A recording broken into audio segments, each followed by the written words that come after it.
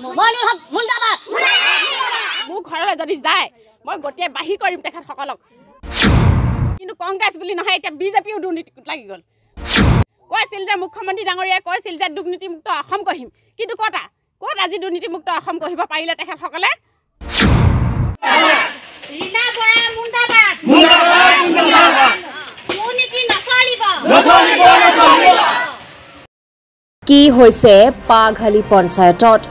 কোনে চলাইছে লুণ্ঠন वार्ड मेम्बार रीना बराई तुलिसे धन क्षोभत फाटी परिছে पाघाली पंचायतर हिताधिकारीये दलंघाट उन्नयन खंडर अंतर्गत पाघाली पंचायतर दुर्नीतिर बातरी शुनिले चकु कपाলত उठिब आपुनार एबुरी समस्यारे जर्जरित पाघाली पंचायतर निज जाजरी अंचলৰ जनजातीय सम्प्रदायर लोकসকলৰ मनर बेदना शुनिले आचरित हब आपुनी पाघाली पंचायतर सभापति मइनुल हक और स्थानीय वार्ड मेम्बार रीना बरार उपरत भीषणभावे क्षुण्ण হৈ পৰিছে पंचायतर एकांश हिताधिकारी दालालेरे भरि परिছে पाघाली पंचायतत प्रधानमंत्री आवास योजना गृह अरुणोदय आसनी पीएम किसान आसनी पाबलै हले पाघाली पंचायतर हिताधिकारीये उৎকোচ দিব লাগে पंचायतर दालालक विकलांग शारीरिकभावे सक्षम तथा दिन हाजिरा करा दरिद्र मजदूर परियाলৰ लोकेও हारि যাব নোৱাৰে पंचायतर प्रतिनिधि और এই दालाলৰ कबলৰ পৰা पाघाली पंचायतर लांछित वंचित हिताधिकारीসকলে অসমৰ मुख्यमंत्री डॉक्टर हिमंत बिश्व शर्माक पंचायतर दुर्नीति तदন্ত दाबी কৰিছে আমি এটো কাৰণে প্ৰতিবাদ কৰিছো যে আমাৰ পাঘালি পঞ্চায়তটো দুৰ্নীতিয়ে ভৰি পৰিলে দালালৰ কবলত পৰিলে কিন্তু আমি মুক্ত নহয় যি মানুহে কৃষি কৰে তেখেতসকলে কৃষি পইচা নাপায় যি সকলে কৃষি নকৰে তেখেতসকলে কৃষি পইচা পায় আৰু আমাৰ পাঘালি পঞ্চায়তৰ বিৰুদ্ধে আমি আজি এই সকলো মহিলা আৰু পুৰুষসকল একগোট হৈছোঁ কাৰণ আমাৰ পাঘালি পঞ্চায়তৰ এনেকুৱা এটা দুৰ্নীতি চলি আছে যোনে ঘৰ পাব লাগে সেই লোকে ঘৰ প্ৰাপ্য নহয় মানে আমাৰ ইয়াত যিখিনি মানুহ দেখিছে আপোনালোকে আতে গোটেই মানুহখিনি আমাৰ বিজেপি কিন্তু বিজেপি মানুহে আমাৰ ঘৰ দুৱাৰ অৰুণোদয় কৃষি লোন একো নাপায় অলৰেডি কংগ্ৰেছৰ মানুহে মানে পায় গতিকে আমি উপায় নাপায় আমি একগোট হৈ আমি এটা সিদ্ধান্ত কৰিছোঁ কি চৰকাৰে যাতে উচিত তদন্ত কৰে পাঘালি পঞ্চায়তৰ বিৰুদ্ধে মানে 11 চনতে ঘৰ আহিছিলে মোৰ মানে কি মানুহজনে 3000 টকা হাজিৰা কৰে মাহটো 3000 টকা পায় কি খাবলৈ হয় কত বস্তুৰ দাম গতিকে মই ঘৰটো পালো সিহঁতে পঞ্চায়তৰ পৰা মানুহে প্ৰেচিডেণ্টে কাটিলে সম্ভাৱনা অনুভৱ পাইছো আৰু টকা বিচাৰিছিল টকা নিদিয়া কাৰণে মানে ঘৰটো কাটি দিলে নাই দিয়া বাট কৰিব আছো নাই দিয়া সদায় কয় কি নহব ওপৰলৈ গ'ল ওপৰত কাটি দিছে এইটো কথা কয় কি হৈছে মানে মই দৰখাস্ত কৰিছিলো ঘৰৰ কাৰণে দৰখাস্ত কৰিলো ভালেমান দিন হ'ল তাৰপিছত জিঅ'টেক কৰিলে অলৰেডি নামটো আহি গ'ল লিষ্টখনো মোক দিলে আধাৰ কাৰ্ড মানে সকলোবিলাক জমা ৰখালে জমা ৰখাৰ পিছত একো খবৰ নাপাওঁ মই যাই পঞ্চায়তত সুধিলোঁ ক'লে বোলে আপোনাৰ ঘৰটো ৰিজেক্ট হৈছে ৰিজেক্ট ওলাওঁতে কেইদিনমান দেৰি হ'ব আপুনি পাবই অলৰেডি আৰু প্ৰেচিডেণ্টেও ক'লে তেনেকৈ ছেক্ৰেটাৰীও ক'লে তেনেকৈ বহি আছোঁ নাই সকলোৱে পায় মই নাপাওঁ তাৰপিছত এদিন ৱাৰ্ড মেম্বাৰ গৰাকী গৈ পেলাই মোক কৈছে যে গৈছে ৰীনা বৰা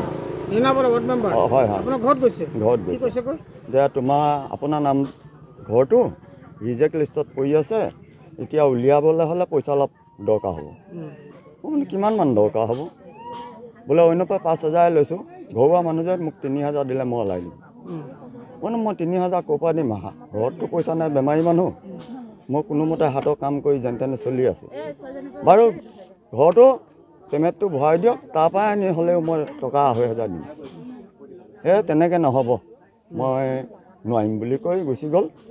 আকৌ পঞ্চায়তৰ এজন আহিছে কৈছে মোক 2000 দিয়ক মই ওলাই দিম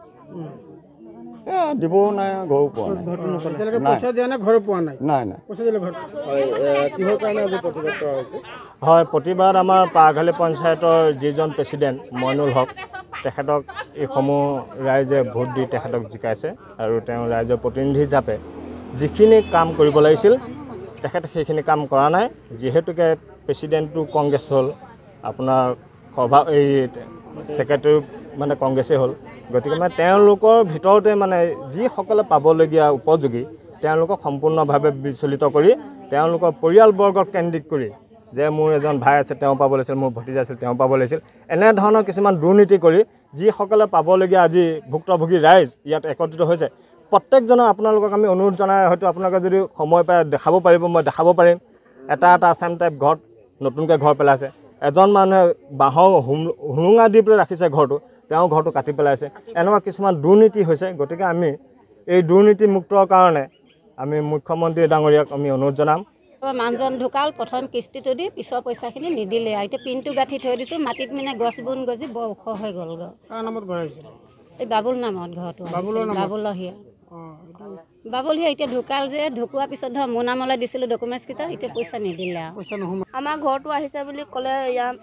ৱাৰ্ড মেম্বাৰে, তাৰপিছত ঘৰত যাই কৈছে হেৰি ৰীণা বৰা।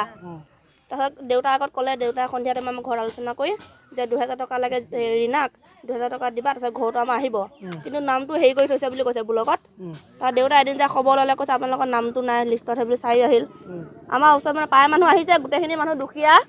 আৰু সেনেকৈ দুখীয়া মানুহ গোটেইখিনিৰ পৰা কাৰোবাৰ পৰা 5000, কাৰোবাৰ পৰা 2000, কাৰোবাৰ পৰা 1000, সেনেকৈ চবৰ পৰা লৈছে আৰু পইচাটো, কিন্তু ঘৰটো যে আজিলৈ খবৰ খাতি নাই। মোৰ নাম মহম্মদ মইনুল হক, মই পাঘালী পঞ্চায়তৰ সভাপতি। আজি মোৰ পঞ্চায়তৰ নিজ পাঘালী ৰাস মন্দিৰৰ বাসভৱনত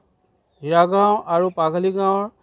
কেইগৰাকীমান মহিলাই যি অভিযোগ উত্থাপন কৰিছে সেয়া মই পোনছাতে নচাত কৰিছোঁ। যিগৰাকী মহিলাই ঘৰ নাপোৱা বুলি কৈছে, তেওঁলোকৰ নাম হয় আছিলে 2011 চনৰ কেঁচা হাউচৰ লিষ্টত, কিন্তু আমাৰ ইয়াৰ পৰা যেতিয়া তেওঁলোকৰ ঘৰ জিৰ'টেক কৰিব গৈছিলে, তেওঁলোকে আগতে অনুদানৰ ঘৰ পকা ঘৰ আছিলে আৰু কিছু লোকৰ নিজাববীয়াকৈ বনাই লোৱা পকা ঘৰ আছিলে। গতিকে আমি নিৰুপায় হৈ সেইসকলক আমি ঘৰ প্ৰদান কৰিব পৰা নাই, আৰু যিসকলৰ কেঁচা ঘৰ বা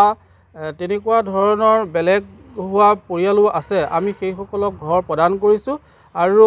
আইৱা ঘৰৰ ক্ষেত্ৰত আপোনালোকে জানে বিভাগীয় ফালৰ পৰা বহুত কঠোৰ হৈছে, আৰু আমাৰ ব্লক লেভেলৰ পৰাও তেওঁলোকৰ ঘৰবিলাক ভেৰিফাই কৰা হৈছে, আৰু পঞ্চায়ত লেভেলৰ পৰাও আমাৰ সচিব মহোদয়, GPC মহোদয়, GIS মহোদয়সকলে প্ৰতি ঘৰ মানুহলৈ গৈ এটা এটাকৈ তন্নকৈ তেওঁলোকৰ ঘৰ ভেৰিফাই কৰিছে। আৰু আজি যিগৰাকী মহিলাই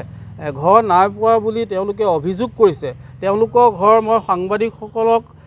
মোৰ ফালৰ পৰা মই তেওঁলোকক অনুৰোধ জনাইছোঁ, তেওঁলোকে সেই মহিলাসকলৰ নিজৰ যিটো ঘৰত বৰ্তমান বাস কৰি আছে, সেই ঘৰটো তেওঁলোকে অনুসন্ধান কৰিলে ইয়াৰ গাখীৰ নে পানী গোটেই কথাখিনি আপোনালোকে জল পটকৈ দেখা পাব।